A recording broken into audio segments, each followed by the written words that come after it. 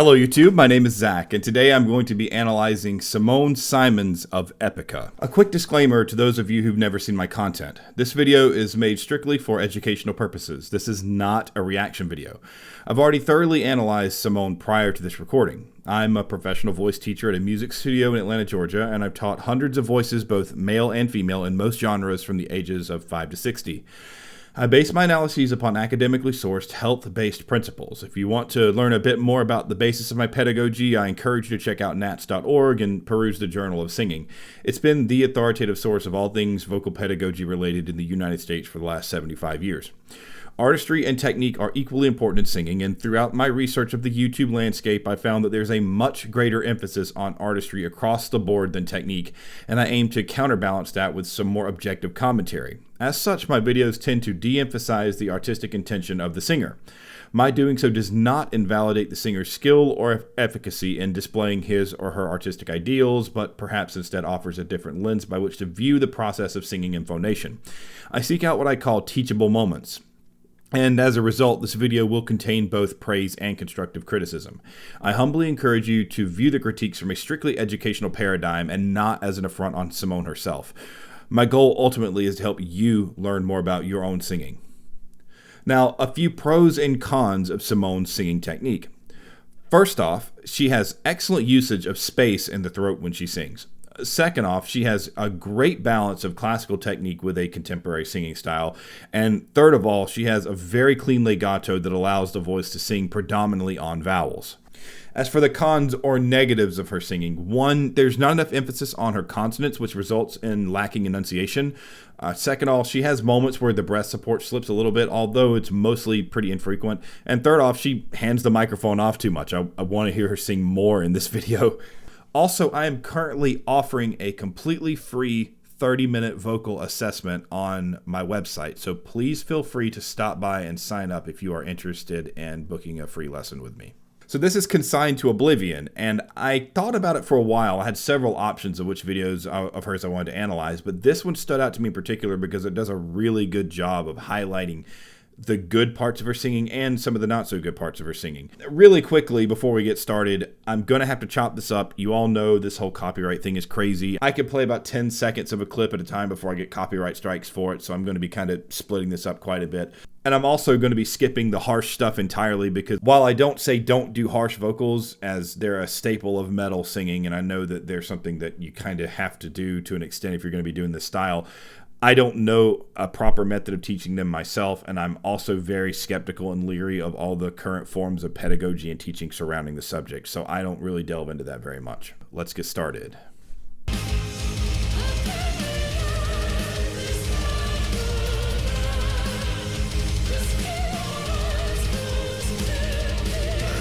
So right off the bat, like from the very beginning when I heard her sing, the first time that I analyzed this video, it jumped out to me because I'm not used to hearing this. So what I hear is this very rich, open spaciousness in her singing sound. You can tell that because her vowels almost have this yawny, kind of like open quality to them. And I know that a lot of people on YouTube and in the vocal realm talk about open throat and that kind of thing a lot. And it ends up causing things to get very conflated and confused.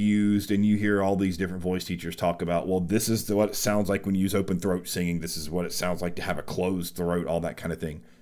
This is an example of open throat singing. And the reason that I know this is because I can hear, in her case, the raising of her soft palate.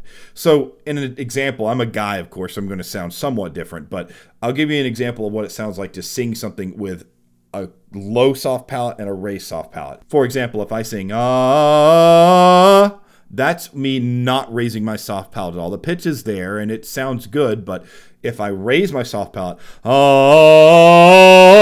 you can hear this much more reverberant, it's much more resonant, it's much more full sounding.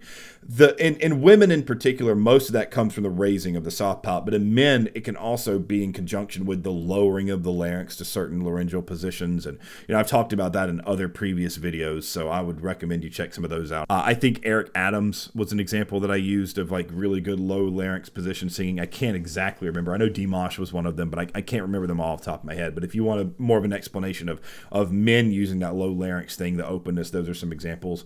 But Simone here is definitely using the whole raised soft palate thing, which is very, very good. That's what creates that open, spacious sound that she creates. Common classical technique, I mean, it's kind of the staple of bel canto singing in women. So very nice. It automatically shows me that I know that she's got at least some degree of training. I mean, you don't wake up singing like that. And it's served her very, very well in this case. So let's continue.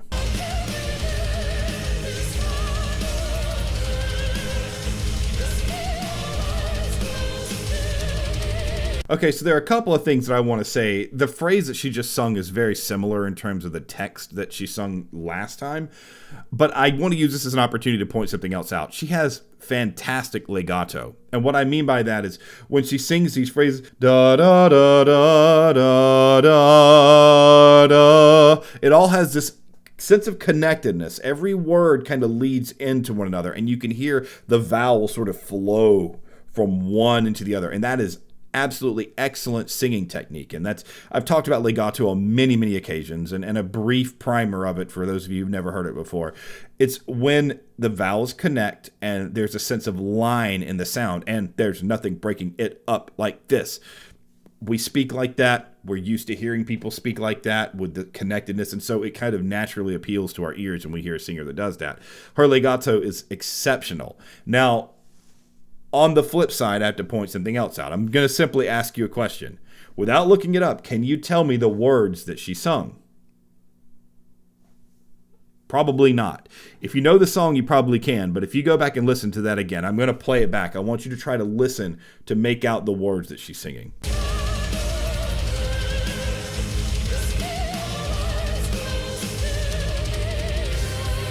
To give you some perspective, the words she was singing were, "How can we let this happen and just keep our eyes closed until the end?" That's almost unintelligible. Now, here's the thing. It's extremely common when singers learn to sing in a legato technique, in the bel canto style, like with that really elongated, open, spacious, rich vowels, that they go overboard and they sacrifice the consonants at the same time. I've done it. I know tons of singers who've studied in a classical setting who've done it. It's super common. When you sing, you have to enunciate, and your consonants have to be just as important as the vowels. There's a very fine balance, because a lot of the time when you find a singer that is extremely good at legato, they tend to be lacking in consonant usage. And a lot of times when someone's got very good diction, their words are too rhythmic and you can hear everything, but it's kind of missing that elegance. It's a very fine line that you have to walk. So what I've done for myself, and you singers out there can use this as a tip too, and it will probably help you. If you're trying to hold a note as long as you can throughout a word, try to delay the placement of the consonant to the very, very end of the word. So if I were going to sing this line down in my bass baritone octave, just keep our eyes closed till the end. And of course, I'm singing much lower than she does, but the idea is that I'm allowing each note to have full duration and then put the consonants as kind of like a connect the dots between each word. That's the way that you can make sure that every single consonant is heard. If you skip a consonant, you can completely change the entire meaning behind a phrase. Like a perfect example, if you say the sentence, "Let's go home," right? And you say, "Let's go home," you put the M on the end, you say, "Let's go home." It's clear. But if you leave the M off, "let's go," well, says something not quite so nice, right? The idea is that just leaving consonants off can make all of the difference in someone being able to understand what you are singing. So if there were any advice that I would give her across the board, be more deliberate with consonant usage. It's just something that it carries no matter the language, it carries no matter the genre, no matter the style. People want to hear what you're singing. It's a big criticism in opera. Opera singers get so caught up in the oh and all that kind of stuff, and they just kind of lazily like sing into their own voices so much that they completely forget that the audience is trying to hear what they're singing as well. And the best opera singers in my mind are the ones that have a clear sense of connection between word to word. And you'd be surprised at how difficult it is to keep that legato along with making the consonants work cleanly. And I think that some of the most technically skilled singers are the ones who are the best at that.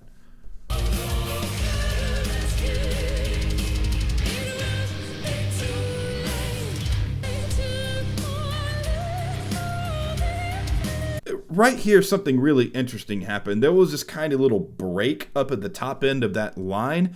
And I've watched a few other recordings of her singing as well, and I think that maybe I left this off of the cons because it's something that's a little bit harder to quantify. Sometimes I feel like she under-sings a little bit. She does such a good job of generally keeping that openness and that richness, but every now and then she'll just sing a phrase where it's like she just leaves something off. It may not even be at the top end of a phrase. It might be she cuts the duration of a note off really early. And I mean, I'm getting really nitpicky here, but I mean, she's an excellent, excellent singer. So, I tell my students all the time, don't do your best because then I can just be harder on you. So she does so many things right that I can be kind of really picky about this. I don't understand why she does that sometimes.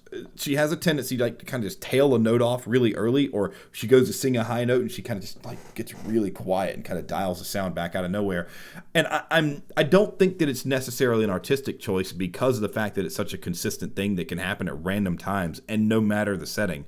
I don't really know why she does that, but I would say to you all as a teaching thing, don't take things off the sound unless you have a very clear purpose and reason to, because the audience is there if they're paying or if they're not paying or whatever. The audience is there to hear everything you have to offer. So for example, if I'm making my videos and I just stop if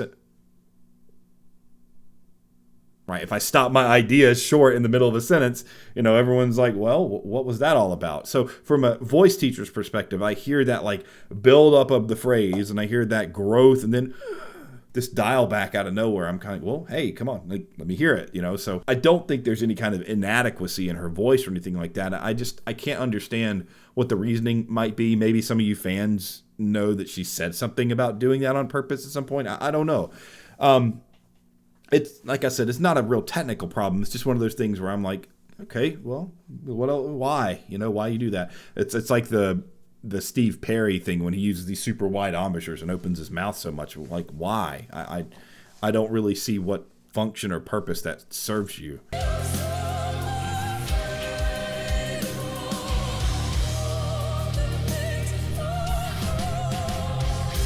So I really can't stand it a lot of times when people use the term operatic.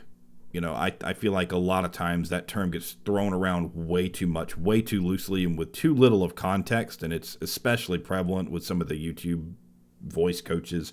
They'll say something sounds operatic when they don't really have the correct way to quantify or justify exactly what that means. In this case, you can clearly hear signs of an operatic singing style, and there are a couple of ways that I can determine that. First off, that openness and that spaciousness that we've talked about before, that's one indicator. And we do that in the opera setting because most of the time we're trying to sing to a room. We're not necessarily trying to sing to a microphone. So that openness, that extra resonance allows the sound to carry through the room more easily. Another thing that's really commonly indicative of opera is a process of modifying your vowels that leans more toward those open sounds for that same reason of trying to sing to a room.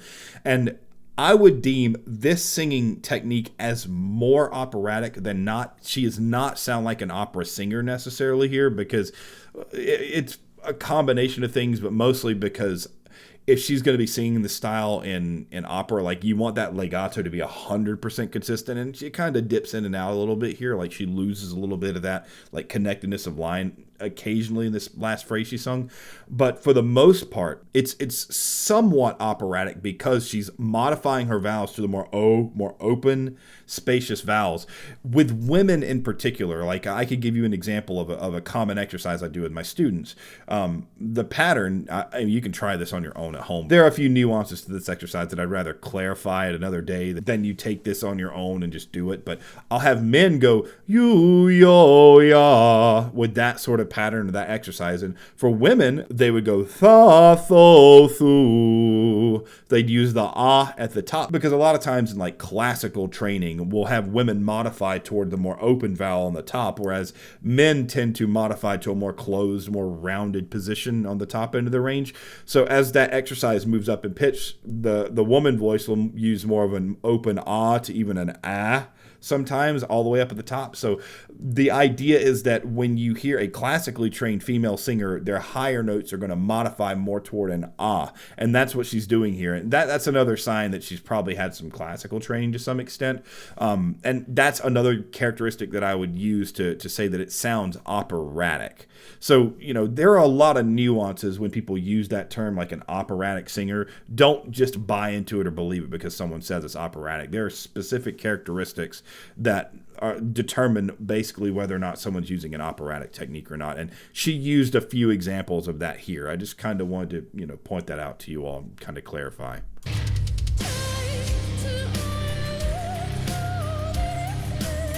There, so she goes from a kind of a lighter chest voice and she flips up into the head voice. Very common classical technique. A lot of times the biggest difference between classical singers and women, especially classical singers and contemporary singers, is that contemporary singers tend to want to like belt and they want to push that chest voice up as far as they can go without moving into the head voice. And a lot of times the classically trained singers are going to kind of flip up into that head voice. Me personally, I like the sound of the head voice more, partly because I'm trained to hear that, and because I know what things are generally healthier for the voice. And a lot of times, if you're not extremely careful, you can cause too much strain or too much work on the mechanism if you belt and you push too far, too high, beyond where your voice wants to, especially with women. And so I kind of hear that as like, the belting sound is like, yeesh, that's kind of unhealthy. But when I hear the flip into the head voice, it's always like, okay, that's really well balanced. It sounds good to me. So, take that perspective of mine with a grain of salt, because it could just be my training that makes me want to hear that. But I do know that a lot of the times you're going to hear higher pitches, if like hearing high notes is your kind of deal. Very rarely are you going to hear a female singer go up to like, F sharp 5 or G5 or whatever in a full chest voice. Most of the time, once they get up into that range and beyond, they're going to flip into that head voice quite a bit. And she does it at right about the right point in her voice. I don't think that she's moving into her head voice too early or too late. I think it's just about right.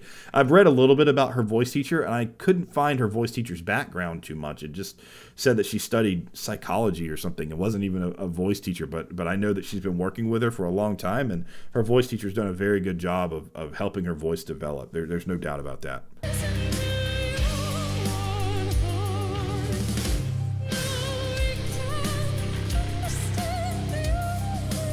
There's that under singing thing again, and it makes me think that it's deliberate. I wish she'd sing more. I want to hear more. I don't think that technically or like, objectively it's bad. It's just a personal preference of mine. I wish I could hear more presence on that topic because it sounds really nice. I like the way that her voice produces sound up in that range. I just want to hear more of it. And so I feel like my personal vocal coach reaction is that it's a little bit held back for my taste. I want to hear more.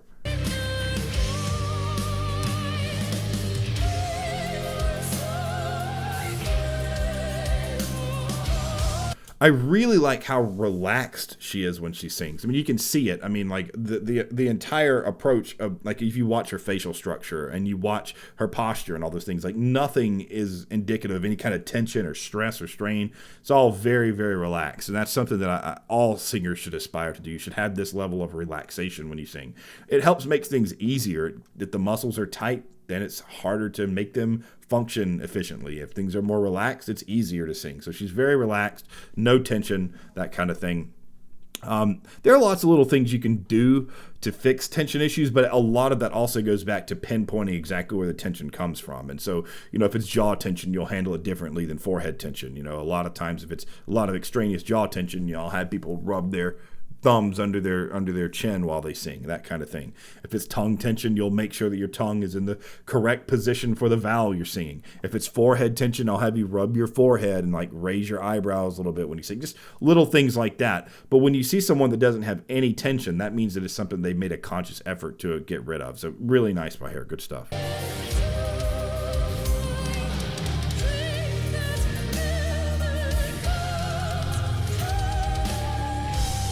Okay, so on that note, I heard a little bit of that space kind of close in. like I'm going to play it back and I want you to listen to how the sound kind of goes from that like rounded sound to almost a little bit of a thinner thing. It's almost like the soft palate was up and then it kind of crept back down, then crept back up again. Listen to it again, you'll see what I mean. Right here.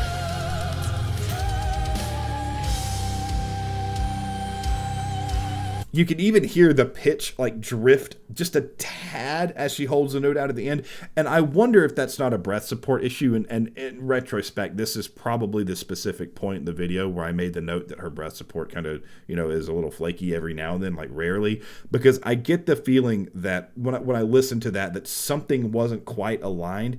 Maybe she didn't get a full enough breath before the phrase, but you get that whole thing of the sound thins out and the end of the phrase gets a little tiny bit flat. Those are indicators of like running out of air a lot of times. So it could be that she just didn't have good breath support on that phrase. It's not like it's like a systemic problem that occurs over and over again, but that's definitely something that happened right there in that case.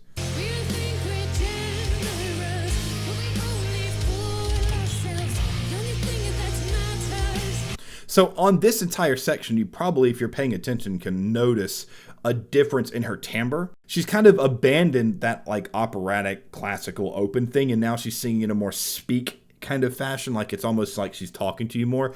This is what I meant at the beginning, how she does a good balance of the classical and the contemporary technique, because a lot of times, like in theater and in contemporary singing, you get a much greater emphasis on making the sound closer to how you speak and singing from that perspective. And that's how I coach people to do in a contemporary setting as well. Like try to match your speaking voice. And so a lot of times the really good contemporary singers in my mind are the ones that make it sound speech-like without compromising the singing quality of it. And she's doing that here. And so really nice.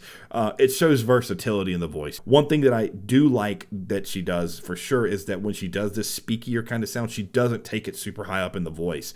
And I don't know if that's like a strategic decision by her or not, but generally speaking, when you're doing the more talky, speaky thing, you don't necessarily want to take that way, way up in your range because it can lead to a lot of strain and stress. I mean, we speak around a similar pitch most of the time with little fluctuations. We don't take our speaking voice like way up out of nowhere. We don't really do that. So if you're kind of creating a singing sound around your speaking range, it's good to kind of stay in there. You don't want to make big, huge jumps. So just kind of a general overview of that concept. I really like how she's managing that here.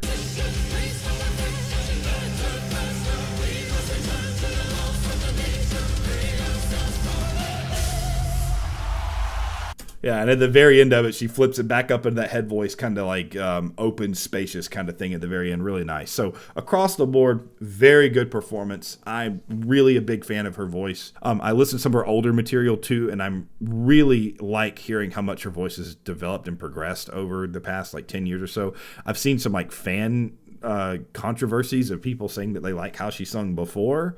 I would argue, this is my opinion, please don't shoot the messenger, but my opinion is that I think she's a much more fluent singer now than she was like, 5 or 6, 7 years ago. I would much rather hear her singing voice now. It sounds more sophisticated, more nuanced, more trained to me. But if you like her older sound, I mean, that's fine. That's on you. I just, I feel like now it's more refined than it used to be. That appeals to me as a listener. So that's it. Thank you for watching up to this point. I do offer a free 30-minute vocal assessment on my website if you want to sign up for like a free mini lesson where we can talk about your vocal goals and that kind of thing. I want to give more people an opportunity to kind of talk to me directly and hear how I teach and hear my philosophy firsthand. And so please feel free to sign up for an assessment on my website if you like. I do also have a Patreon where I offer voice lessons on there and all sorts of other things. So if you ever wanted to give like a request on the singer to analyze, that kind of deal, you can always sign up on Patreon to do that. Thank you for all of your support as always. Please like and subscribe if you haven't already. And all of my socials are listed here. So if you want to follow me on whichever platform you choose, please feel free to. And I will see you all next week. Thanks. Bye.